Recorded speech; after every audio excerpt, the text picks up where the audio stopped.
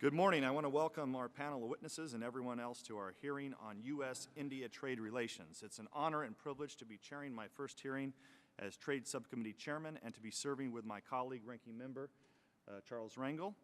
Under Chairman Camp and Chairman Brady's leadership, the previous Congress passed 7 bipartisan trade bills. These achievements show that Congress and the White House, Republicans and Democrats, can come together to pursue pro-growth, pro-job policies. We must now accelerate this momentum so that U.S. businesses, farmers, ranchers, and workers will find new opportunities abroad where 95% of the world's consumers live. That takes us to the focus of today's hearing. India has risen rapidly since its market opening reforms in the early 1990s. Its GDP has grown from $275 billion in 1991 to $1.8 trillion in 2012. Nevertheless, India remains the largest recipient of benefits under the U.S. Generalized System of Preferences. This is a program that expires this July this committee must deal with. The U.S.-India Strategic Partnership is a key relationship with bilateral trade in goods and services rising from a minuscule amounts 25 years ago to more than $86 billion a year now. But there is scope for much more. With a population of over 1.2 billion, India's market holds potential for world-class U.S. products and services. I want to ensure that U.S. job creators compete there on a level playing field. This hearing will provide an opportunity for the committee to explore the positive aspects of the U.S.-India economic relationship, as well as to examine India's tariff and non-tariff barriers that are acting as impediments. In particular, I want to examine the following issues: deepening and expanding the long-term trade and investment relationship, understanding the existing U.S.-India bilateral fora for discussion and how they can be more effective in addressing bilateral irritants and establishing metrics for measuring progress, addressing India's troubling use of forced localization in key sectors, ensuring India's protection of intellectual property rights, addressing agricultural market access barriers to ensure a level playing field for U.S. farmers and ranchers, completing a bilateral investment treaty, addressing investment caps, and exploring new bilateral investment opportunities, which are all vital to U.S. growth. And finally, partnering with India to advance negotiations at the WTO, including a post-Doha issues such as Information Technology Agreement expansion, a trade facilitation agreement, and the International Services Agreement negotiations that are about to be launched in Geneva. I look forward to having a comprehensive discussion today about promoting economic growth and job creation by solving difficult bilateral issues and strengthening U.S.-India ties. I will now yield to Ranking Member Rangel for the purpose of an opening statement. Let me, on behalf of the Democrats, congratulate you, Chairman Nunes, for becoming the chair, and also thank you for having this first hearing. As was pointed out so many times, the area of trade has been the most successful area in which we've been able to penetrate the depth of partisanship that exists in our Congress, unfortunately, but I do hope that you know that you can depend on us to move forward and working with you toward improving the economic situation that exists in our country on the international area. I think there's much agreement, especially with our terrific relationship with India, who is a vital ally, and not only in terms of national security, but is one of our great growing trading relationships, a great democracy. Our total trade was nearly $50 billion, up from just $8 billion in 2000, and total services have grown just as rapidly from $4.5 billion in 2000 to $28.5 billion in 2011. And our investment in India's India's investment in the United States has been constantly and continuously expanding. This people should recognize, we being the two greatest democracies in the world. And I think that we do have problems, as most friends and family would have, and we like to point out some of what we believe are unfair incentives in order to improve the relationship that exist, as we think that many of these things violate international trade. We know the particular concerns that India has, its large young population. We also know in our country what the pains are of unemployment, but we do have forums that we can try to work out these differences and how we try to bring a better working relationship with both of our great democracies. We hope that we can avoid threatening taking every issue to the World Trade Organization. We hope that our business people as well as legislators work to eliminate or take away the problems that we have in this area. And we hope that we will do this under your leadership and the Congress and the President. And once again, I welcome you to the chair, and our committee is anxious to get started. Well, thank you, Mr. Rangel. And Mr. Rangel and I are trying to work as closely as we can. I think we both feel that this is really one of the issues in Congress where there's bipartisan agreement. And we hope to advance the trade agenda as best as we can. Today, we are joined by 5 witnesses. Our first witness will be Dan Twinning, Senior Fellow for Asia at the German Marshall Fund of the United States. Mr. Twinning will be our scene setter regarding the past, present, and future of the U.S.-India relationship. After him, Arvind Subramanian, Senior Fellow, Peterson Institute for International Economics and the Center for Global Development, will be our second witness. Dr. Subramanian will speak about India's economy and domestic developments that are affecting India's outward policies. Our third witness will be someone who's familiar with this committee, Ambassador Alan Johnson, founder of the Alan F. Johnson & Associates. Ambassador Johnson has held the position of Chief Agricultural Negotiator at the Office of the United States Trade Representative and will speak today about the multilateral and bilateral relations with India, focusing on agricultural issues. Our fourth witness will be Dean Garfield, President and CEO of Information Technology Industry Council. Mr. Garfield will speak on the opportunities and challenges in bilateral high-tech trade. Our fifth and final witness will be Roy Waldron, Senior Vice President and Chief Intellectual Property Counsel at Pfizer. Mr. Waldron will testify about his company's long-standing work in India and in India's intellectual property regime. We welcome all of you and look forward to your testimony. Before recognizing our first witness, let me note that our time this morning is limited, so we will be limiting questions to 5 minutes in the hopes of giving as many members the opportunity to be recognized as possible. Mr. Twinning, your written statement, like those of all the witnesses, will be made part of the record, and you are now recognized for 5 minutes. Thanks, Mr. Chairman, members of the subcommittee. It's an honor to appear before you today to discuss the enormous potential of U.S.-India trade and investment relations. Within a generation, India is likely to become one of America's most vital partners in world affairs. It will bring more capabilities to the table than any existing U.S. ally in pursuit of our convergent interests, defeating terrorism and extremism, managing China's rise, keeping open the Indian Ocean sea lanes, and sustaining a liberal international order. Recognizing this, Washington and New Delhi have developed a far-reaching strategic partnership centered on defense cooperation, but our economic relationship remains strangely underdeveloped. Despite disappointing growth recently, India's economy has doubled in size in less than 7 years. Its economy is likely to become the world's third largest sometime in the 2020s.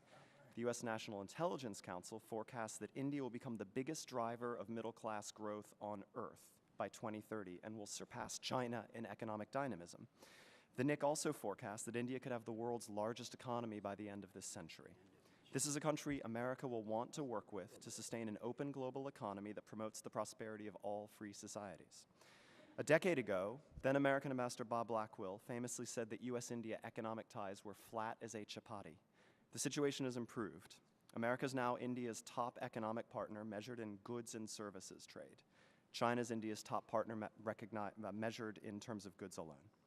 Since 2001, U.S.-India trade has doubled every 5 years. It's approaching the $100 billion mark.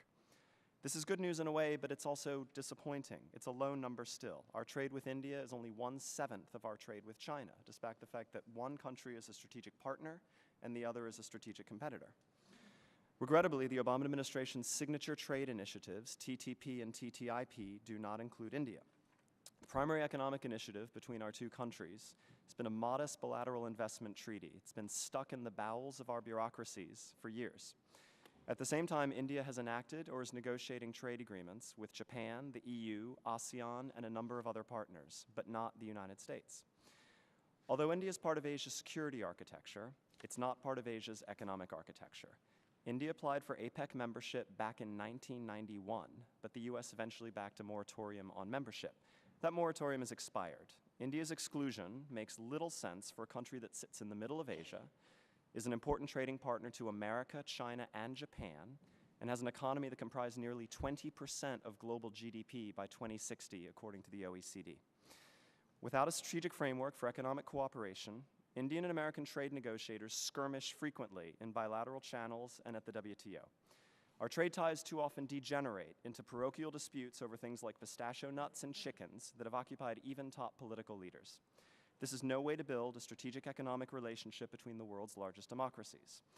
To elevate our bilateral economic relations to the strategic level, I believe America and India should launch negotiations for a free trade agreement. India will have to undertake far-reaching domestic reforms to qualify. New Delhi might find it easier to undertake these reforms if it can do so as part of a process of acceding to APEC. This will take time, but the requirements of membership could incentivize an Indian system wary of reform, the political costs of reform, to pursue aggressive liberalization. The prize of eventual APEC membership, coupled with an eventual FTA with America, could empower economic reformers within the Indian system and mobilize the Indian private sector, which is frankly quite fed up with the government's slow pace of reform. Skeptics will argue correctly that Indian officials have been among the most obstreperous opponents of the US trade agenda in venues like the WTO. This is true. Stepping back, however, looking strategically at India's deepening involvement in international institutions, we see that India behaves quite differently once it's inside a club than when it is excluded from it. Rather than throwing bombs from the outside, India has acted more responsibly in institutions like the IAEA and the UN Security Council. Indians crave the status of full membership in an international order they believe has excluded them for too long. Once seated at the high table, they're more inclined to help enforce global rules. I think the same would be true if India should accede to APEC. India needs to grow in order to underwrite its security in a very tough neighborhood and to uplift more poor people than exist in all of sub-Saharan Africa. The country has implemented massive rural welfare schemes, but government welfare alone will never build the world's largest middle class. Only a dynamic private sector will do that. The US can help accelerate this process by incentivizing our Indian friends to open up their economy to again produce growth rates approaching 10%. China grew at this pace for several decades, as did Japan and South Korea before it. There's no cultural or historic reason India can't deliver a South Asian miracle to match the East Asian miracle we've seen in the Pacific. India should ultimately find it has no stronger partner in economics than the United States. It's time to put in place an agenda for economic cooperation between our countries that mirrors the ambitions of our strategic partnership, catalyzes enduring prosperity for both our peoples. Thank you. Thank you, Mr. Twining. Mr. Subramanian.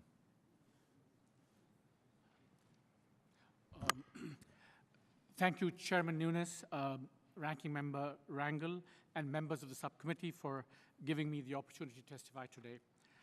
In the brief time available, I want to make 3 observations and 3 recommendations. Observation number 1, the prize is big. I have breaking news for you. In 2012, India became the world's 3rd largest economy in purchasing power parity terms, surpassing Japan, and now behind only the United States and China. My forecast is that this $4.7 trillion economy will double every 7 to 10 years. This $1 trillion trade economy will double every 7 years. The US has benefited immensely, as my colleague has suggested, and it's worth emphasizing that India-US trade and investment are balanced so that you don't have the kinds of tensions with other countries from imbalanced trade. Observation number 2, the sectoral and the micro should not obscure the broad macro developments. And these developments are that despite India's transitional turbulence that's happening now, slower growth, mounting macro vulnerabilities, the predominant trend has been towards opening. In the last 2-3 years, Few countries have opened up to FDI and foreign capital across the board, stock markets, equities, debt instruments, etc., like India has. And that's because it reflects a deep and fundamental bipartisan consensus within India that the way forward is greater openness and globalization. Observation number 3, all that being said, however, there are, I think, 3 major challenges that the United States and US business face in India. 2 of these, I think my colleagues are going to talk about. One is the localization that Chairman Yunus, you referred to. And here I just want to say that India has caught the China bug. India wants to do the same Chinese indigenization and localization that China has been doing. And I think there is a domestic imperative to create a manufacturing base, which India has not been able to, so it's resorting to these measures. Second, the challenge is the weak and uncertain regulatory and tax environment that affects the civil nuclear industry, pharmaceuticals, agriculture, infrastructure, etc. And I'll have more to say on that. The third big challenge that American firms are not complaining about, but which they should most of all, is what my colleague referred to, which is that because of all these free trade agreements that India has signed or is about to sign, US business is getting disadvantaged. And why is this serious? For 2 reasons. India has very high barriers, and it is a growing market. So the extent of disadvantage to American business is absolutely huge. How should these 3 challenges be addressed? 1, on the localization, protectionist measures, the regulatory environment, my strong urging would be to dialogue in the first instance, but if not, if that doesn't work, use the WTO to resolve conflicts as much as possible for 2 reasons. 1, you can test the validity of claims about India being way out of line on many of these issues, IPRs, agriculture. And second, India has a great record of complying with WTO rulings. A factoid that I think is worth pointing out is that India's biggest trade reform came after the US initiated a dispute against Indian quantitative restrictions on consumer goods that went through. India complied with it, and you had the biggest change possible. Recommendation number 2, on the uncertain regulatory environment. I think the problem here is serious. It's not going to get resolved very soon. So I think that US business has a challenge to adapt to the Indian environment, because if not, it risks losing ground to other countries, other competitors that are getting in despite the challenging environment. Recommendation 3, and my last recommendation, go big. This is a marathon, not a sprint. This is multidimensional, not unidimensional. And sometimes going big is the best way to address even the small. You can't resolve chickens by talking only chickens. So a common theme running through many of these testimonies you'll hear this morning is that there is no broader strategic framework for dealing with US-India trade relations. I think my colleague made a very good point. I think it's important for 3 reasons. The fundamental sharing of values as a democracy. Second, to reverse the disadvantage that's taking place with both sides negotiating free trade agreements. Third, above all, I think it's very important to realize that a US-India trade relationship is absolutely vital for the other big prize, which is China, and keeping China tethered to the multilateral trading system and ensuring that China remains open, non-discriminatory, and follows the policies that we want. Finally, I would just add by saying that for this reason, relations on an FTA makes sense, and we at the Peterson Institute have embarked on a big project, and hopefully by the end of the year, we'll have something to show you for it. Thank you, Mr. Subramanian. Ambassador Johnson. Thank you, Mr. Chairman, for having me, and Mr. Rangel. It's a very interesting discussion listening to the other 2 panelists. From an agricultural point of view, the potential in India is very significant. As you mentioned, there's 1.2 billion people. It's 17% of the world's population. It's growing income, growing population. It's changing in better diets. It's a young population, about 60% are under 30. And we've seen, and I put in my testimony, the growing demand, significant growing demand for a lot of products that the United States can export effectively and efficiently in providing for the Indian market. And we have seen some progress, although India has seen more. Since 1995, we've seen our exports triple to India to almost $900 million. And that's of a total U.S. export of $141 billion. So it's really about a half of 1% of our exports go to India, even though it's 17% of the world's population. It's the 27th largest market for the United States, behind Guatemala, which is 14 million people. And about a third of that number comes from almonds, which is followed at some distance by other commodities that are listed in my testimony. But India has fared far better. Their exports over that same period have increased by tenfold, now over $5 billion. So in other words, they export 5 times as much agricultural products to the United States than we export to them. And half of that is rubber, but even then, you're looking at 2.5 times what's exported to the United States, and these are things like cashews, essential oils, and other things I list in my testimony. So you'd ask yourself, what's wrong with this picture? They have 4 times the people, they have a growing population and income, they obviously have dietary needs that we can service, and yet we actually have an agricultural food deficit with the country. And the answer is pretty simple, which is India is very protectionist when it comes to agriculture, in a large extent because they're concerned about rural economic and political instability. First of all, they have very high agricultural tariffs, some of the highest in the world, averaging between, or I should say, maximum bound rates are generally between 100 and 300%, and the average, with an average of about 120%. The applied tariffs are about average 35%. And the difference between the bound and applied is what we call water. They use that water effectively for managing imports, basically. So if they want to avoid domestic food inflation, they lower the tariff. If they want to protect domestic prices, they raise the tariff, and they can do it within their WTO bound levels. Most U.S. exports could face a bound level of up to 100%. Almonds, our top export, as I mentioned earlier, faces a specific rate of 35 rupees per kilogram, which for shelled and 57 rupees per kilogram for unshelled. That's equal under recent prices to about a 14% tariff.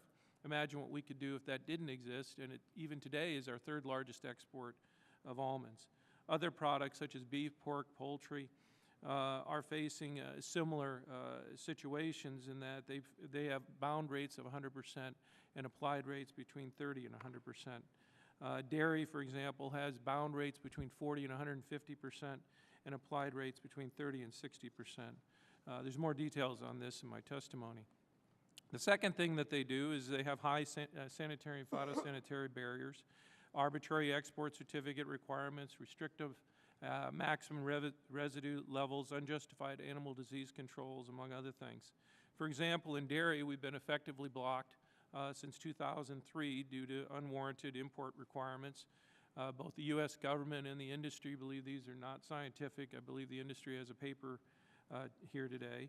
And to add insult to injury, we actually import twice as much dairy from India as we export. Pork has had access denied due to unjustified import residue requirements that don't have a scientific justification, as well as other requirements. U.S. livestock, poultry, and pork have been denied access due to overly restrictive avian influenza standards, and they have a ban on low-path AI, which is inconsistent with international standards. The U.S. has initiated a WTO case on this, which had a panel instituted last month.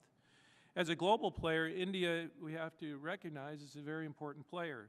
Unfortunately, it hasn't always been helpful in moving forward, and at times it's advocated moving backwards. It's a leading member of the G20 and the G33 and the WTO talks, helping those groups to define positions for developing countries that often are not related to market openings, and even loosening rules on tariffs and subsidies, allowing developing countries to actually increase the barriers of the subsidies. They have been active in other trade agreements, excuse me, beyond the WTO, but to a large extent, agriculture has been excluded. For example, in the Mercosur agreement, they only included 20 tariff lines, and the Chile agreement only 40, in agriculture, and that's out of a tariff line of 600 that they could have included. The good news is, contrary to, consistent with what he's saying, that by not including us, they haven't put us at a significant disadvantage relative to other exporting countries in agriculture, but as he's pointed out, they could easily start doing that and put us at a disadvantage. The more interesting thing to me is that the world is changing very clearly. After a drought of activity and negotiations, we're seeing a stepped up United States in a lot of negotiations that are very important to us. We've seen Europe and others who never stopped having negotiations and bilateral regional agreements. Even Japan is talking about joining the TPP.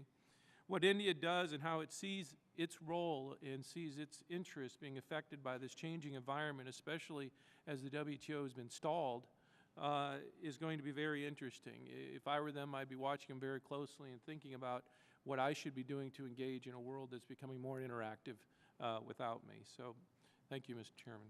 Thank you, Mr. Ambassador. Mr. Garfield. Thank you, Mr. Chairman, Ranking Member Rangel, members of the committee. On behalf of the Information Technology Council and the world's most dynamic and innovative companies, I would like to thank you for holding this hearing. It is quite timely and for your bipartisan approach on trade. We've submitted my testimony for the record, and so rather than repeat what I know you've read, what I'll do is make 3 points. First, this relationship is incredibly important for geopolitical and economic reasons.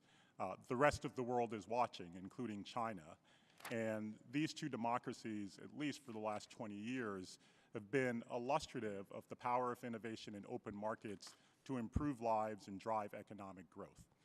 The economist Julian Simon has made the point that the Earth's greatest resource is human innovation, and that's come to the fore and has been demonstrated quite well by India over the last 20 years.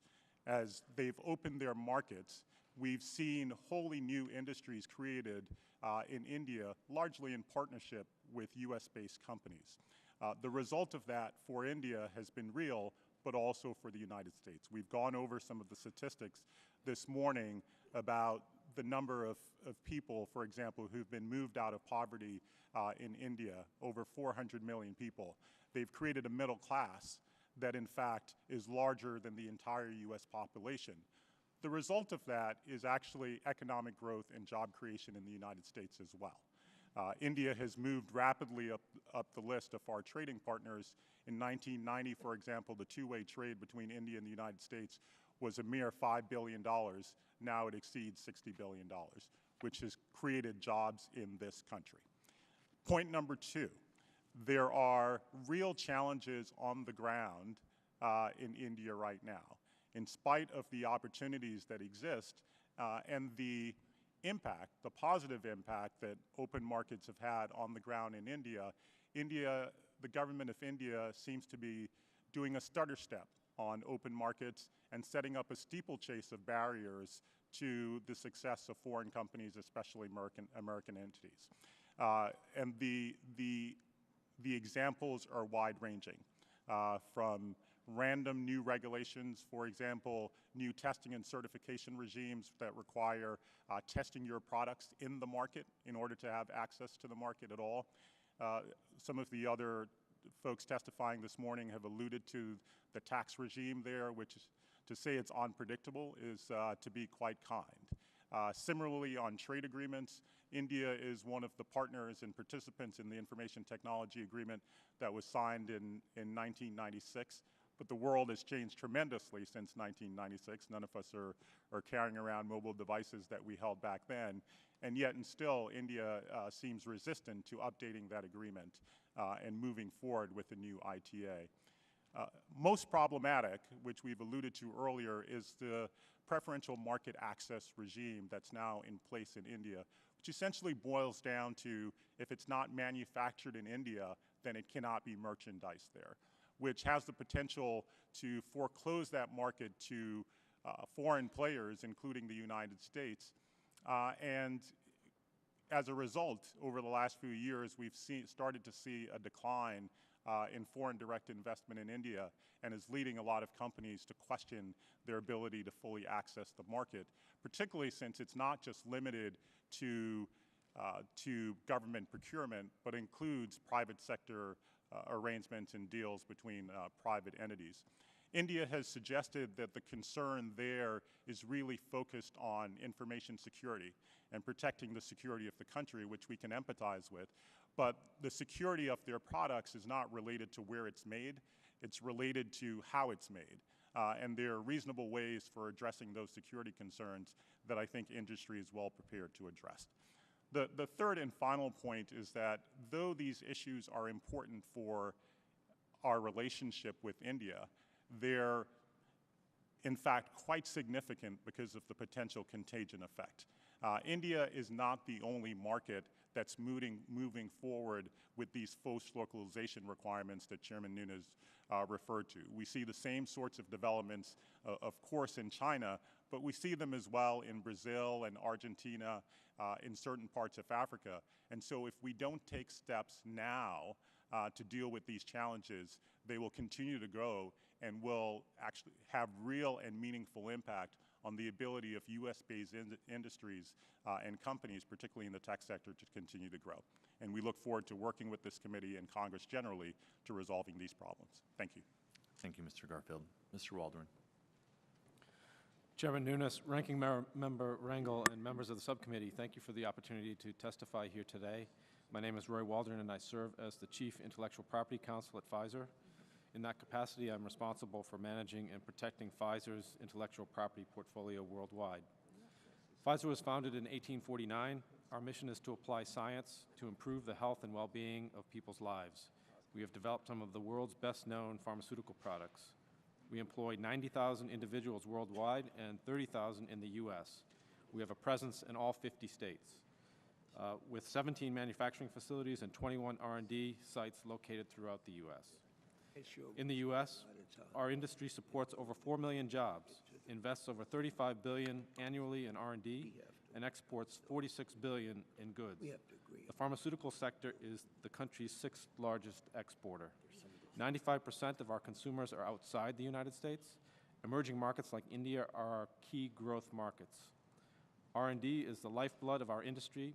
It produces new and innovative medicines to treat diseases for patients worldwide, and intellectual property rights protect the fruits of our innovation.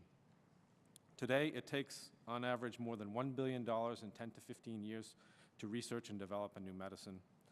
Our industry is high risk. Only about 1 in 10,000 compounds ever enters the drug discovery phase and is approved by the FDA. India is a critical growth market for Pfizer and for the pharmaceutical sector generally. Pfizer is committed to India and has been operating there for over 60 years. Yet, the business environment for innovative industries has deteriorated significantly and created uncertainty in that market. India has taken steps that call into question the sustainability of foreign investment and the ability to compete fairly. India has essentially created a protectionist regime that harms U.S. job creators. Despite being a member of the WTO and an important global trading partner, India has systematically failed to interpret and apply its IP laws in a manner consistent with recognized global standards. In fact, the Global IP Center's International IP Index ranked India last in terms of overall IP protection. In September of last year, India revoked Pfizer's patent for a cancer medication, Sutent. The patent for Sutent was granted in 90 countries around the world, including India, the United States, Europe, and Japan. The Indian patent had been in effect for 5 years prior to its revocation. The revocation will now allow Indian generic companies to manufacture and sell generic copies of Sutent long before the patent is set to expire. I'd like to note that to ensure Sutent is available to patients who need it, Pfizer developed a patient access program in India. The program provides 80% of the patients taking Sutent with a complete or partial subsidy. We believe that India is undermining IP by misuse of its compulsory license provisions. Compulsory licenses are intended for use in extraordinary situations of extreme urgency or other national emergency. Last March, India issued a compulsory license for a cancer medicine, Nexivar, that the Indian government had justified in part because the product was imported rather than manufactured locally. Such an industrial policy plainly contravenes established international trade obligations. Recent reports indicate that India has started the process of issuing compulsory licenses for the manufacture of 3 additional cancer medicines under a public emergency provision that sidesteps notice and public comment obligations. If left alone, this trend will destroy the market for innovative pharmaceuticals in India. And since many other countries look to India as a leader and an example, India's actions reverberate far beyond its borders. We have seen several countries adopt policies similar to India's, which are leading to a worldwide deteriorating trend on intellectual property rights. These actions also diminish our exports, jeopardize our R&D activities, and ultimately harm U.S. jobs. We need your help. We need the support of Congress and the administration. It is vital that you prioritize this matter and work together to address these challenges.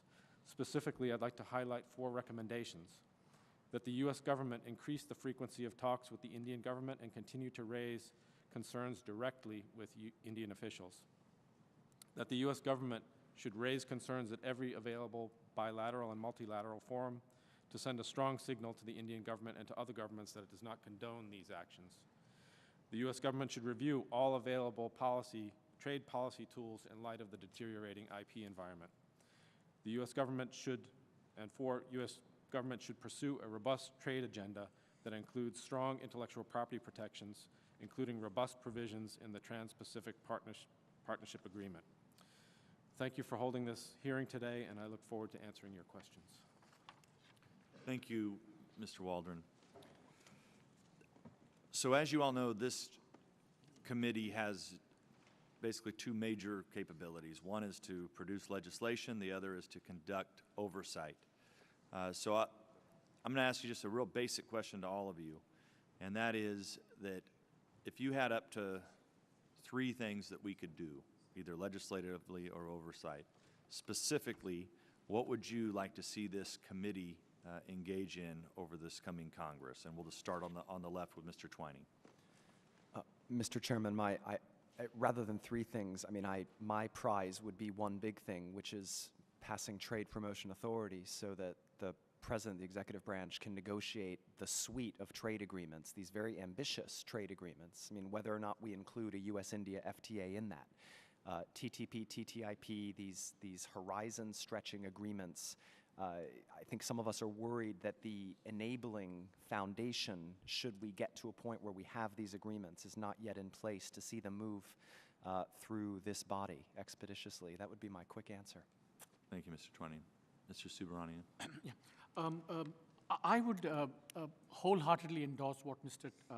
Twining just said, that we need legislative authority to pursue, all the things that are already on the table, TPP, TPIP, but also a whole bunch of new initiatives like with India, but also to move beyond the Doha round to a new kind of round of negotiations, which are, because the fact of the matter is, it's true that India is not very actively participating, Chairman Nunes, in the agreements that you said.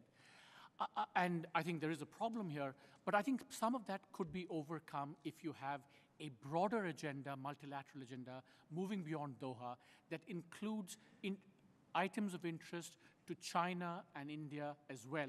So I think you need a broader agenda, for which I think the action that, I think getting this broad-based trade authority is very important. Second, I would urge also that in looking at the economic architecture in Asia, that greater efforts be made to bring India into that architecture as a way of promoting some of the objectives that have been put forward. And finally, the third thing I would say, you asked us what you could do, but I also want to say something on what perhaps you should not do, if I may, with your permission. I think, for example, GSP expires in July. And certainly I read some of the comments here saying that, maybe we should use all trade tools available. I think on the GSP, my kind of cautious advice would be the following. I think the US needs to think about graduating many countries out of GSP. I think that's I'll give you one good reason. India itself now gives GSP to many least developed countries. So it's a bit odd for a GSP granting country to get GSP. However, I would not link that to either use that as kind of a retaliatory threat or use it to force, action change within India, because you incur the diplomatic cost without necessarily getting any benefits out of it, because I would be highly doubtful whether actions like that, would really change the regulatory environment in a way that we all want to see it change. Thank you, Mr. Subramanian. Ambassador? Yes, thank you. I often think of India as being a developing country with a first world bureaucracy. They're capable of stopping things very creatively, and so hearings like this and engagement, whether it's through letters or calling in Indian officials to talk about problems that they've created to our trade, I think is really priceless, because it forces an action, it forces some interaction within their own government about problems as they exist. The second thing I would suggest is that you encourage trade, and having many battle scars from pursuing Trade Promotion Authority in the past, I would encourage you to do it again. But I think the main thing is that, as I mentioned in my testimony, the more that India sees the rest of the world is moving, that more it has to think about the consequences to itself for not moving. Whether it's in agriculture, in bilateral agreements, or in a World Trade Organization agreement, they could be constructive players if they decided that it was in their best interest to do so. As I mentioned earlier, we've taken WTO case recently against India on AI, and I hope, and I think we're going to need to continue to do those sorts of things.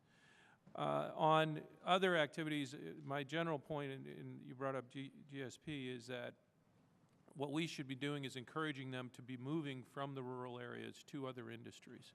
And so as we can encourage that, I think that helps them in taking some of the pressure off reform in agriculture, which is ultimately essential for their own development. Thank you, Ambassador. Mr. Garfield? Yes, number one, I agree with what the other panelists have said about Trade Promotion Authority. I think that's critically important. Two is making clear the exigency of moving forward and resolving the issues around the preferential market access regulations that are in place. This hearing is quite timely. Just yesterday, there was a report out of India that they intend to proceed full speed ahead with the private sector portions of that, which would be significantly detrimental to businesses globally, but specifically here in the United States as well. And so making sure through Congress as well as the administration that we're dealing with that and dealing with it now, I would say, is the second thing. And then third is something that you've done before, which is through your letters that come through in a bipartisan fashion, making clear that you are paying attention and that this is an area of emphasis and focus, I think is quite important, and continuing that I think would be quite helpful. Thank you, Mr. Garfield. You're welcome. Mr. Waldron?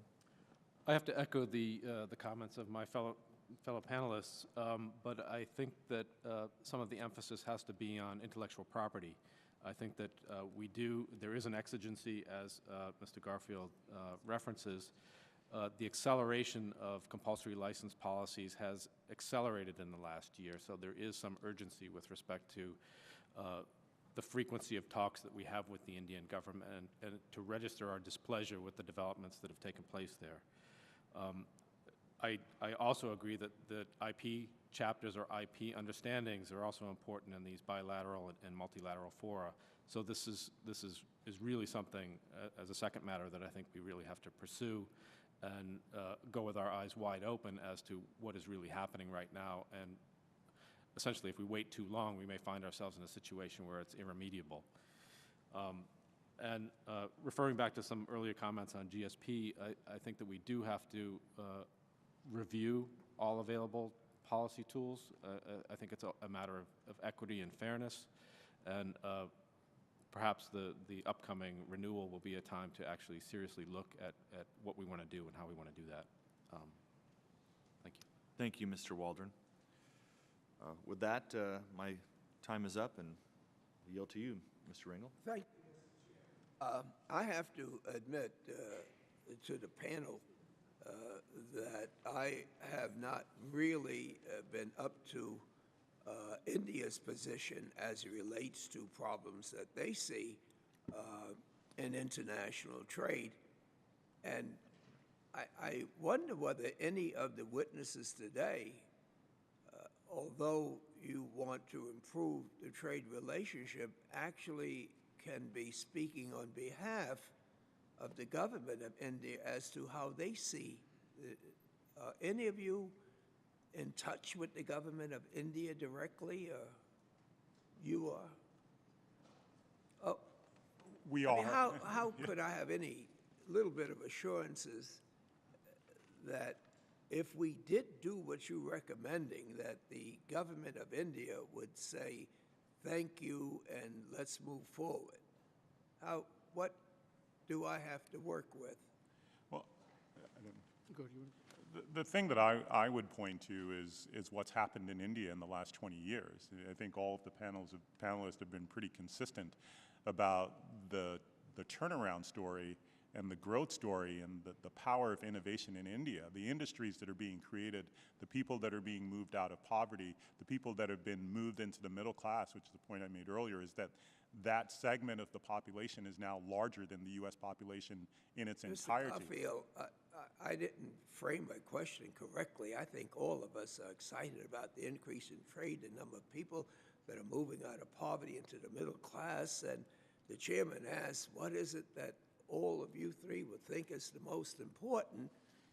And of course, that's good. I also want to know whether there's anyone here that can say this is what India think is the most important. India want to move toward a free trade agreement.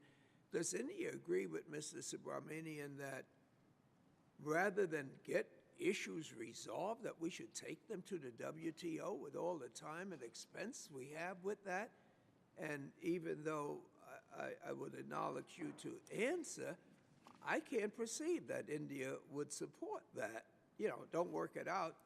We got a good record with the WTO.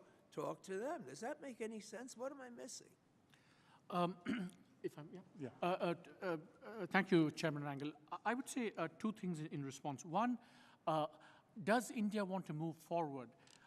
I think there is a sense, firstly, India is moving forward with Japan, the EU, Canada, ASEAN +6, et cetera, et cetera. Well, how does India deal with the observations that some of our business have, that they haven't been fair in terms of their trade agreements, and so why in the world would we be supporting them in the WTO or free trade agreements?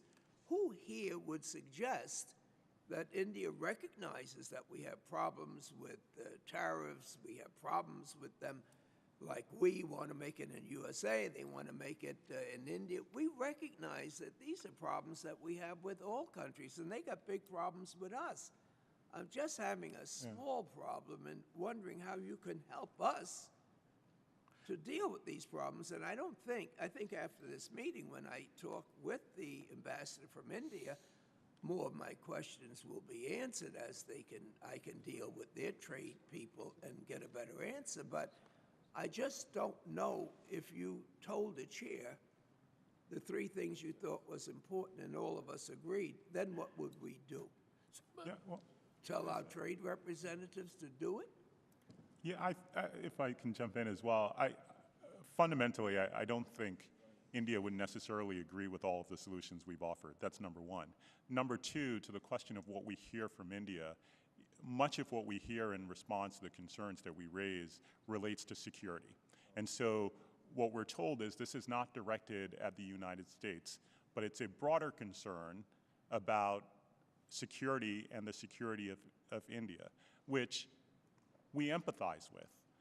And we spend a lot of time talking to the Indian government, including with the ambassador who we're seeing this evening, about ways of addressing those legitimate security concerns without building a wall around India and balkanizing the country. Who are we that's concerned in dealing? When you say we, when I say we, it's actually broad. You know, so I know, we but just who are you talking about? actually, most specifically, I'm talking about the global technology sector. And when I say we, but I'm also talking about the United States and other countries that have significant concerns about the direction in India. Just a few weeks ago, we sent a letter to the Prime Minister that was signed by 39 different entities representing over 10 different countries. And so we're here in front of the U.S. Congress, and so of course this is a U.S. concern, but I feel comfortable saying this is a multi-sectoral and a multinational issue where the United States this Congress can play a significant leadership role. I yield back, Mr. Chairman. Thank you, Mr. Ringel. Mr. Reichert's recognized for 5 minutes. Thank you, Mr. Chairman. I just want to follow up on the ranking member's questions. So, as you said, Mr. Garfield, 39 international trade groups have written the Prime Minister. Other groups have followed with additional letters expressing their concerns about India's actions.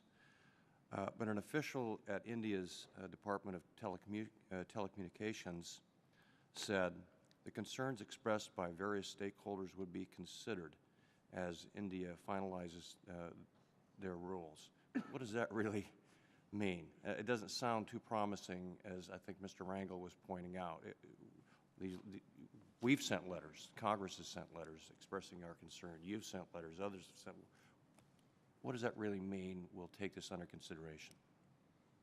The concerns. Let me jump in here. I'm not, I don't carry a brief for anyone, but I think the important point to recognize is that it's also a response to Chairman Rangel, is that the Indian government's response would be that on many of the concerns that have been raised, we are actually consistent with our international obligations, and where we're not, we're open to dialogue, including, dispute settlement under multilateral procedures. So I think, in some ways, to understand the Indian perspective, one has to take into account what the domestic challenges are. Creating manufacturing base, for example, imitating China, and that underlies the PMA policy, for example. But in response to the concerns, they would say, in agriculture, yes, our tariffs are high, but our bound tariffs are much higher, and we're not violating any of them. So I think that's why, to test some of these claims, I think it is useful to get them adjudicated under multilateral dispute settlement procedures. Is there any concern on India's part that, we're all, as Mr. Rangel again said, we're pleased to see that a lot of people moving out of poverty and upward mobility into the middle class and higher in India, and that's been the result of some of their policies possibly. But when they look into the future, is there any concern at all that as they move ahead, other countries are developing other technologies that they won't necessarily have access to, and they'll begin to fall behind? Has that been a consideration at all? I'm from Washington State, and we do a lot of business with India. We just opened, I think, our 7th Starbucks in India. Some progress. But we're concerned because in 2012, Washington State exported $1.2 billion worth of goods to India, up from $661 million in 2011, but down $3 billion since 2007. So, we're losing our ability to interact with India and exchange ideas and technology. Negative on us, but is India even aware or thinking about the future and their the loss of this technology and these opportunities to interact with other countries in the future where they may lose instead of be gaining? I think it's hard to ignore. I mean, the foreign direct investment numbers over the last 3 years are reflective of that. Starbucks is a great example because they're in, but there are a lot of other retailers, including some in the technology sector, who would like to be in and are challenged in doing so, some fairly prominent ones, in fact. Your initial question, I think we've heard it before, which is essentially it's under advisement, and we'll consider it. And I think until there is a sense that the implications of not addressing this are going to be significant, then it will continue to be under advisement. And that's why this hearing today is so important. We know the powers that be in India are in fact paying attention. Yes. Yes, sir. Yeah, I just want to add, I just want to say that, you know, again, I think one risks obscuring, you know, what's happening in specific sectors with what's happening overall. That, in fact, late last year, the most dramatic opening to FDI happened, you know, which will allow Walmart to go to India. That happened recently. And in the last 3 years, the access that US investors have to Indian stocks, equities, bonds have been increased dramatically. So I think there is, one needs to have this balance of, you know, yes, there are sectoral problems, but, you know, the underlying trends. FDI came down during the crisis, but it's picked up again once again. Thank you, Mr. Chairman. Thank you, Mr. Reckert. Mr. O'Neill is recognized for 5 minutes. Thank you, Mr. Chairman. Just a quick footnote. The issue of intellectual property has lingered here for a long time, as we've witnessed this growing relationship between the United States and India. But it's a very stubborn problem. But I want to take you to another question that's more specific, with a specific company located in New England, TACO. They have asked that, because we were holding this hearing, that I raise this issue specifically on their behalf. This is an American company that is moving part of their manufacturing business to India from China. Now, you would think that that would be a good thing for India. However, India has made the move so difficult that the company is now beginning to regret the decision. For example, TACO has sent some samples of their finished products to Indian vendors who will be manufacturing their products, and TACO ran into major problems with Indian customs, including long holds on samples and arbitrary duties and fees. With a workforce of 500 million people, which is slated to grow over these next 25 years, India is grasping at any means to generate manufacturing employment, and we've seen and witnessed some forced localization measures. Here's an instance where an American manufacturer is trying to create manufacturing jobs in India, and India is making it very difficult for them to do so. As witnesses, is there any one of you who wishes to speak specifically to this question? And I would note that TACO is headquartered in Cranston, Rhode Island. Sir, I can make just a general point, which is that the one reason the U.S. and India had a very fraught relationship really throughout the Cold War was not simply because of Cold War divisions, but because India socialized most of its economic base when it became independent after the British colonial period. And I mean, I think most of us are pretty progressive, and we're used to thinking about India as this dynamic market, 1 billion plus people, one of the world's biggest economies down the road. But in fact, you still have a government whose tentacles are everywhere in the economy. And it's one reason why the Indian private sector, quite interestingly, they're so fed up with the regulatory mess in India that many of them are actually going abroad. It's actually much easier and more rewarding for many Indian companies to invest in Europe or the United States than it is in their own country.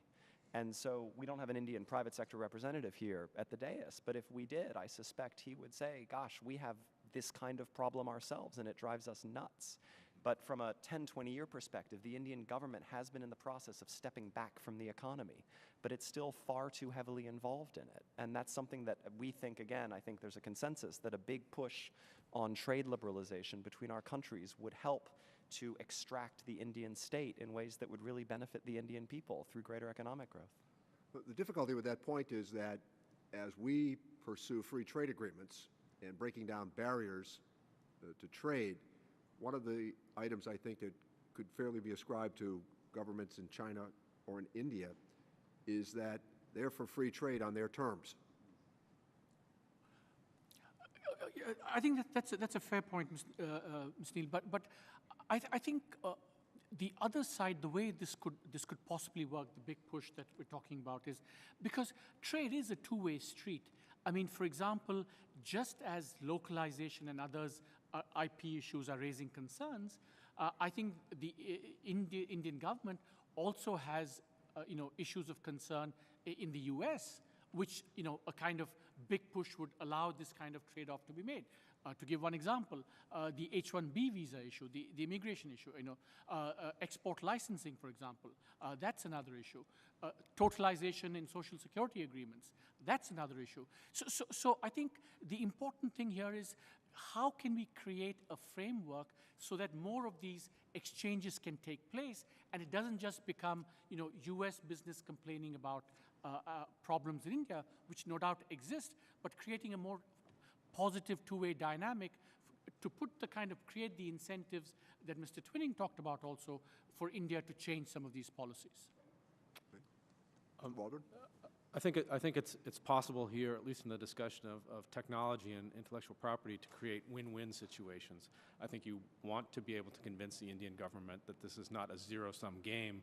This is about creating an environment for innovation, and India has the resources technically to advance very far in terms of creating new innovative technologies, yet it seems to be going towards a very short-term view of what's going on. But I think we can play a very strong role in at least advocating, look, the long-term and the future here of prosperity is with advancing a win-win situation. Thank you, Mr. Chairman. Thank you, Mr. Neal. Mr. Smith. Thank you, Mr. Chairman, and thank you to our witnesses for your participation today. Ambassador Johnson, you touched a bit on agriculture and, I guess in general and in some more specific terms. Obviously, we know we've got a globalized economy, and I think of a business that exports around the world. This business happens to obviously be in my district, but in a town of 300 population. And I hear from them that India's policies have inconsistent tariffs, non-tariff trade barriers, various other challenges. And could you elaborate on that, perhaps? I'm sorry, Miss, what was the business? Agriculture and in grain general. exports. Right. Well, I come from a town of 300 people in Iowa, so I have sympathy for your constituents. No, I mean, actually, in combination response to the question that Chairman Nunes asked, and sort of responding to Congressman Neal, is that what India basically wants is agreements on its own terms. Whether you're talking about the WTO, that they actually want to backtrack on tariffs and developing country subsidies, or you're talking about bilateral agreements where they basically leave agriculture out. They include 20 tariff lines out of 600, potentially. And in response to Chairman Nunes, I tried to say that I think this committee showing an aggressive agenda, supporting an aggressive agenda on trade that India would be left out of if they don't start acting in a way that is more conducive to trade, would be helpful. In agriculture, we see countless, not just a number of SPS barriers, but the goal line keeps moving. If you start addressing one, and then another one seems to pop up. If there's one reason, motivation for it, and you deal with that, then they come up with another reason for justifying a barrier. And then, as we started out by saying, they have very high tariffs, the highest in the world when it comes to agriculture across virtually all of their agricultural industries, and that is very problematic. And it allows them, because they have a high bound rate and they apply it, it gives them so much water, so much protection, that it gives them the flexibility to lower it whenever they need something, if there's a drought or something domestically, but to put it right back up. Well, if you're an exporter, it's hard to build a business around not knowing what's going to happen, either on the tariff side or on the regulatory, sanitary, and phytosanitary rules that seem to be somewhat arbitrary at times. I hope that answers your question. Sure. Now, could you reflect a little bit in terms of the restrictions that are or are not based on sound science and economics? Well, for example, in the dairy industry, they've had in place a number of regulations that, in fact, have been changing over time that have to do with what we feed our animals, or the drugs that we might use that are internationally recognized and accepted. And then when we go through, and we spend a lot of time assisting the industry on this, when we go through trying to address each one of those problems, we get sort of similar responses to what we heard over here, which is that they're under consideration or they still believe they're justified.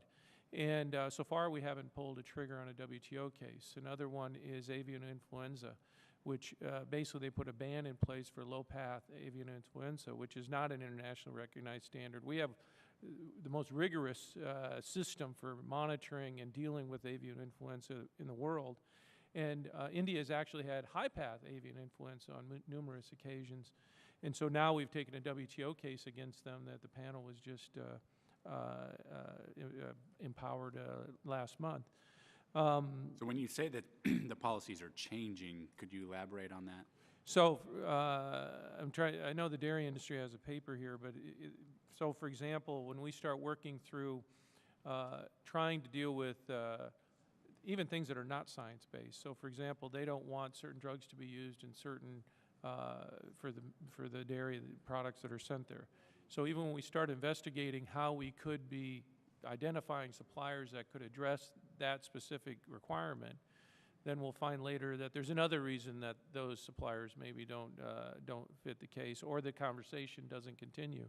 So perhaps it has less to do about public safety than some other. Oh, clearly, and I think it's pretty clear on a number of these that there's not a human or animal health benefit from the regulations, but really they're effectively acts of protectionism.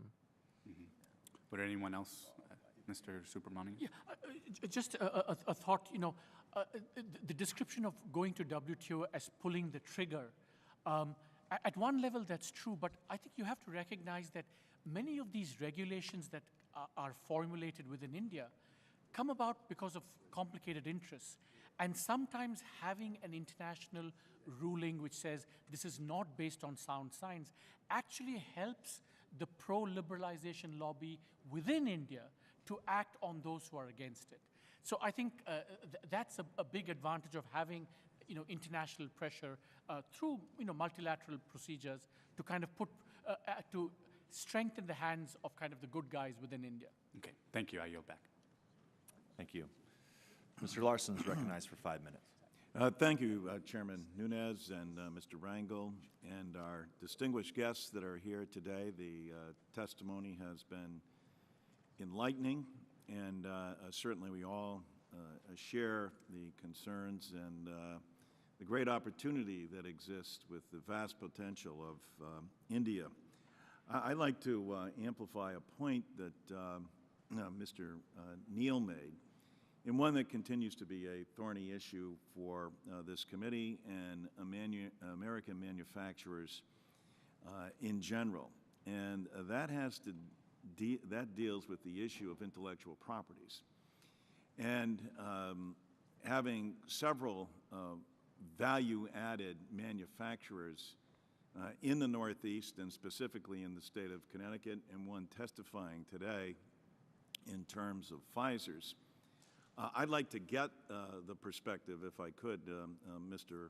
Waldron, from you and other panelists, if they want to join in, about the difficulties that American companies face. I believe it was Mr. Garfield that talked about the complications of preferential markets and the bureaucratic entanglements that creates, and of course the ongoing concern that so many American manufacturers have related to us about intellectual property. If you could, sir. Mr. Waldron. Thank you, Congressman Larson.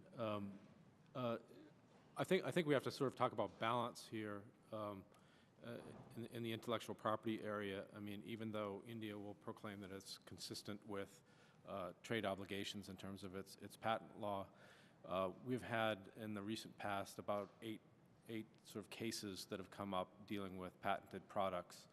And frankly, we're dealing with a situation where we're 0 and 8 in terms of the patent being upheld or any sort of pushing back on a compulsory license or revocation actions.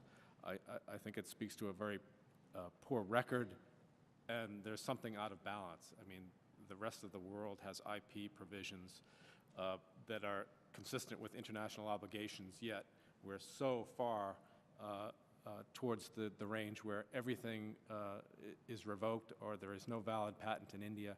I think we really have to sort of address this quickly before it becomes a very dire situation and we find ourselves where we really have nothing left. Would you say that that's because of an ensnarled bureaucracy or more of a deliberate plan of India? Well, I can't speak to the intentions of the Indian government, but I think the government there should play a role and does play a role in at least communicating what it finds important in its priorities. So if all the administrative agencies are deciding cases in a certain way that seems to be reflective of the tone that is being set at the highest levels. I really think that there is a role that the Indian government can do in communicating to its agencies in terms of creating a more positive environment, because frankly speaking, it's like their interests lie in creating a culture of innovation, as we do here. The IP system has been the driver, the historic driver of innovation over many years and contributed to the great prosperity that we enjoy in this country. It's something that we should share. I think it's a legacy that we have to bring to them, simply because we're in a world where we don't have drug products that cure all diseases. I think we really need to get further along, and it's like, and these are interests that we all share in common with every country, regardless of border. So the emphasis really has to be on innovation, and there really needs to be messages from the top within India. If I could add, Sure. There are multiple forces at play here, and so in part it is bureaucracy, in part it's a slowing economy, and markets like India looking at China and that model and thinking that may be the path to take. And so the point that has been made about creating opportunities for multi-directional or bi-directional dialogue, so we're exchanging ways in which their interests can be met as well as ours, and when I say ours, I mean global companies, I think will serve us all well. The concern I have is, and not to sound too much like the boy who cried wolf, but is that some of these challenges that are progressing now could become non-remediable if we don't address them immediately. And so creating those opportunities and that dialogue immediately, I think, is critically important. I believe it was Gandhi that said, I want all the winds of the world to be able to blow freely through my house, Right. but I will not be blown over by any. And it seems to me, both Mr. Waldron and Mr. Garfield, that what you have said, this would enhance their ability to stand with the rest of the world. Thank you. Well articulated. Thank you, Mr. Larson. Mr. Bustani is recognized for 5 minutes. Thank you, Mr. Chairman. This has been a really informative and compelling hearing. I really appreciate all of our witnesses and their testimony. It's been clearly stated, obviously, that the benefits of a close trade and investment relationship with India is very significant. And it's also strategically important as well as we look at the growth in Asia, the rim around the Indian Ocean and so forth. And back in the second term of the Bush administration, I was really enthusiastic about the civil nuclear agreement. I thought this was a very important strategic step, an opening, if you will, toward India to really formalize and enhance the relationship. And yet, subsequently, we saw the liability regime that was put in place, and it sort of really dampened the enthusiasm across the board. So it's sort of like we take a step, and then there's a reaction which further pushes. And I found this problematic, but hopefully we can continue to move forward. India clearly is critical, I think, as you all have stated very clearly. India is critical in getting back to a rules-based global trading system and to bring China in and so forth. And I know we're pushing on TPP and the Transatlantic Agreement as leverage to hopefully bring them in and to deal with China. But the problem is we're kind of behind timing-wise on this, while India is already moving forward with a number of other regional agreements that are, not as comprehensive, but clearly put us at a disadvantage, as you all stated. But it seems to me, in answering Mr. Rangel's question, clearly we need to talk to the Indians about it as well. I agree with you. But a couple of observations. One, India needs to move up the value chain on manufacturing. That's clearly one of their objectives. But secondly, the security issue, as was raised by Mr. Garfield. But what was not mentioned is India's severe vulnerability with regard to energy and the need for energy. And as I think about this, I know Cheniere Energy, for instance, is a company in my district. In fact, the first LNG export license has been granted to Cheniere. And we in Louisiana are very very excited about this because it does mean jobs. They've completed a 20-year contract with the Indian energy company, GAIL, I believe is the name of the company. And this is taking effect in 2017. I think the contract entails 3.5 million tons of natural gas, liquefied natural gas, exported from the U.S. annually. This is a time-limited opportunity, given the nature of the change in global LNG markets. We have an arbitrage opportunity that is immense, but it's time-limited. So none of you addressed this specifically in your testimony.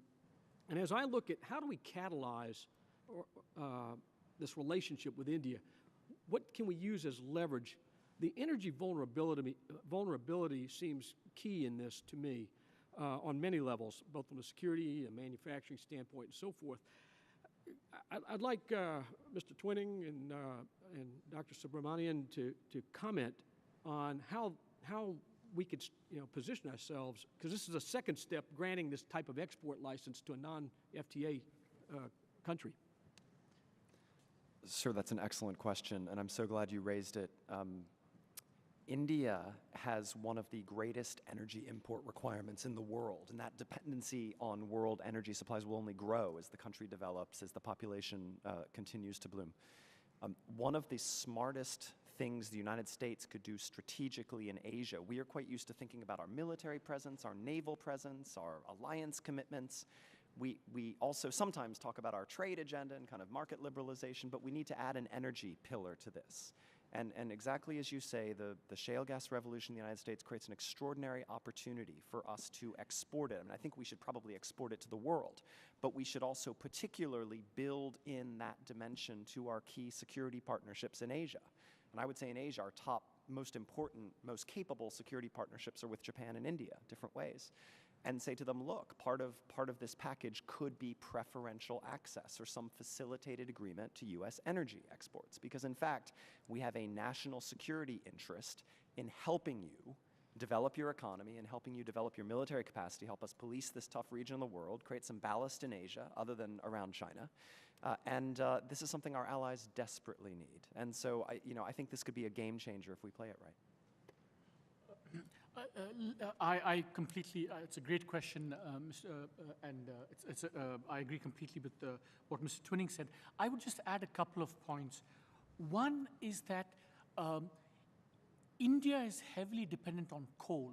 So from a climate change point of view as well, getting cleaner gas from the United States, I think, will help enormously. And I think that's and also the fact that not only is coal dirty, but Indian coal supplies are kind of now, again, boggled by all these regulatory problems. So I think there's a huge opportunity there, both the energy side on the climate change side. And I think the United States should use that as leverage, in pursuing not just the energy agenda, but so this comes back to my point about, the two-way need. I mean, just as, concerns we have, India has this great, the U.S. Has this great leverage in terms of energy exports. So I think that reinforces my view that we need to get this big thing going where there are much more two-way trade-offs possible. And just one comment on your value-added. The Indian problem is not moving up the value-added chain, it's moving down the value-added chain because it's too skill-intensive and too technology-intensive. We need to create more jobs and employment. Thank you. Thank you, Mr. Rustani. Mr. Roscom is recognized for 5 minutes. Thank you, Mr. Chairman. Mr. Twining, in your opening remarks, you said that India plays better inside the club than outside the club. And I just wanted to follow up on Dr. Bastani's observation about the civil nuclear agreement, in which they sort of made their own club. So how does that demeanor, in other words, it seems to me that part of what India's got going for it is they say, look, we are so big and so strategically important, we're going to sit around. I mean, we're going to wait, and you're going to redefine rules based on how big we are. Am I overstating that? Is that an overcharacterization, or how would you frame that up? I mean, the way I would frame it as someone who worked in the Bush administration on the Civ-Nuke agreement was we had a problem, which is that we had a country that was completely outside of the normal proliferation regime, the non-proliferation regime. We had a country that had nuclear weapons. It wasn't proliferating them like China, Pakistan, other countries have proliferated them beyond its borders. But we had a big hole in the rule book on global nuclear trade and proliferation. We eventually concluded, the US Congress concluded, along with the administration, that bringing India into the system would be better than having it on the outside. The liability law that India subsequently passed shot itself in the foot. I mean, there's a lot of domestic politics here, a lot of domestic politics there. The government in India had fought so hard for that Civ nuke deal. It was the first time an Indian prime minister had put his government on the line on a foreign policy issue. Put his government on the line over building this new relationship with us. He won that, but then it was almost like the fight went out of his administration, and they let the parliament devise this liability law that was frankly inadequate. What we have seen, though, in terms of your question, India's inclusion in the club, not only did we collectively bring India into this civilian nuclear regime in civilian trade in nuclear components, India now is lobbying to join the clubs that had excluded it, the Australia group, the Nuclear Suppliers Group, the Wassenaar Arrangement, all these nuclear cartels that control the civilian trade in nuclear energy. India now wants to be a full member of those clubs. So in that case, I mean, the paradigm has shifted, and what you're describing is more of an opportunity to invite. I mean, I think it's a longer-term it's a socialization opportunity. We've also seen, I would say, I know up on the Hill, India's policies towards Iran were a huge cause of concern during the Civ nuke debates. There was no quid pro quo. We have seen India vote with the United States against Iran 5 times now in the IAEA. And so I think that's another example of where the country can be more responsible when it's inside than when it's outside. Okay, thank you. Thank you. Mr. Subramanian, when you went through your 1, 2, 3 and 1, 2, 3, and thank you for doing that in a very organized way, by the way, for one of your comments I wrote down, rub some dirt on it, meaning the U.S. should basically get over the regulatory and tax problems. Can you describe what you meant? In other words, what it sounded like to me was, look, this is really big and complicated, and we're not going to be able to influence this as much as we think we can. So the phrase, when a kid bumps themselves, hey, rub some dirt on it, get over it, and move on. Is that what you're saying? Well, I would, put it in the following way. You kind of, the thrust is you got it exactly right. But the issue is something that is an important issue because the first best is, for example, on the civil nuclear, is to get a much better law, right? There's no question about that. But what if you don't get that law? What if it's not going to happen? Then I think there is a dilemma for American business. So the point is, don't wait.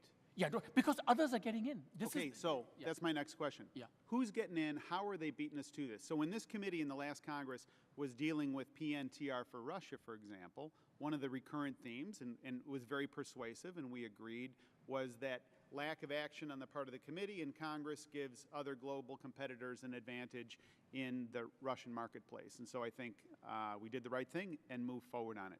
Who's beaten us to the punch, and what are they doing differently? If it's so complicated for us to get these deals and sort of the nickel and dime stuff of pistachios and chickens, as you guys were making these analogies, who's beaten us? And are they less sophisticated agreements? What are we missing, or how are these being compared? So that's a great question. So I'll just give you an example on the civil nuclear. I think France and Russia, whatever inadequacies are there in the Indian law, make it up in some way through kind of government guarantees of some sort. And that's the way they, unfortunately, it can't be done here, right? Right. So there's a problem. But that's one of the examples of the way they get in. In infrastructure, for example, I think, the East Asians and Malaysians even are getting in a way that U.S. Business isn't. And what are they doing? What are the Malaysians doing, for example? And then wind it up because we got the red light. I think that essentially they're willing to take, partly it's a matter of willing to take greater risks, I think, because I think U.S. business needs this rule of law comfort, which is very good, but I think it loses out in the process. Okay, fair enough. Thank you. Yield back. Thank you. Mr. Kynes recognized for Thank you, 5 Mr. minutes. Chairman, and thank you for holding this very insightful and helpful hearing. And I want to thank the witnesses for your excellent testimony here today. And this is a crucial relationship, not only geopolitically but economically, and it's one that's going to require a lot of care and nurturing and attention as we move forward, given some of the challenges and the obstacles that we face.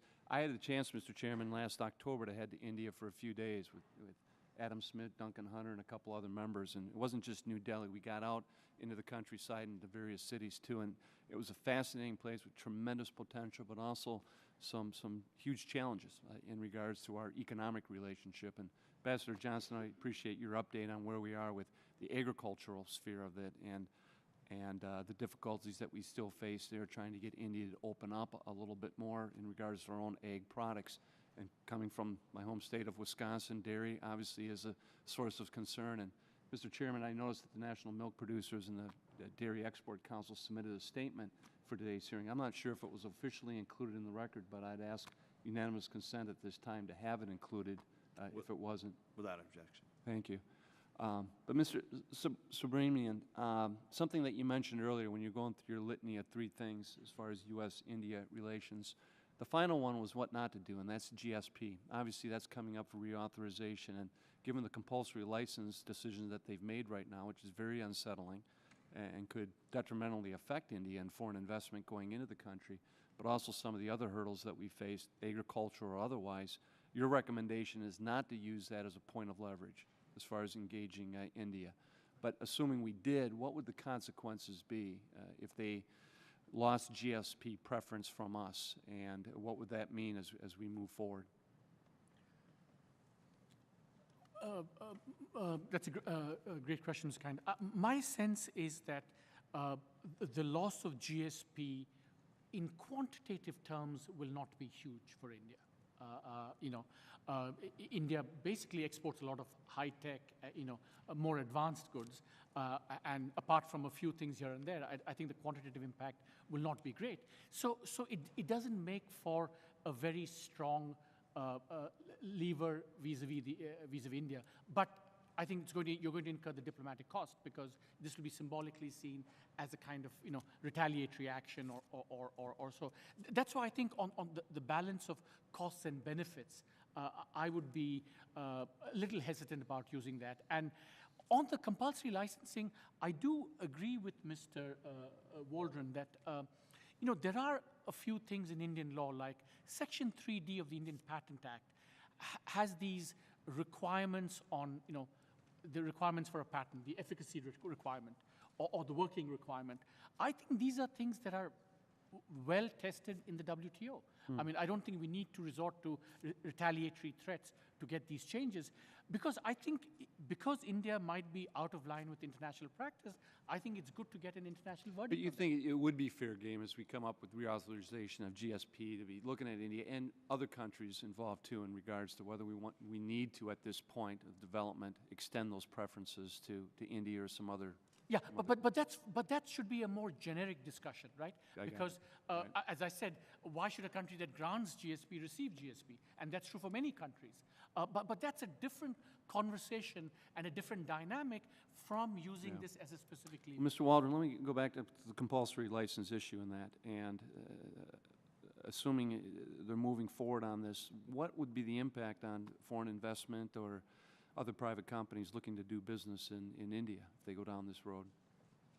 Well, I can't speak to all the individual countries, but I would say that, like, if you're an innovator and you're trying to sell innovative products there, you're going to find yourself in competition with numerous other products. It's like we've had products on the market there that didn't have patent protection.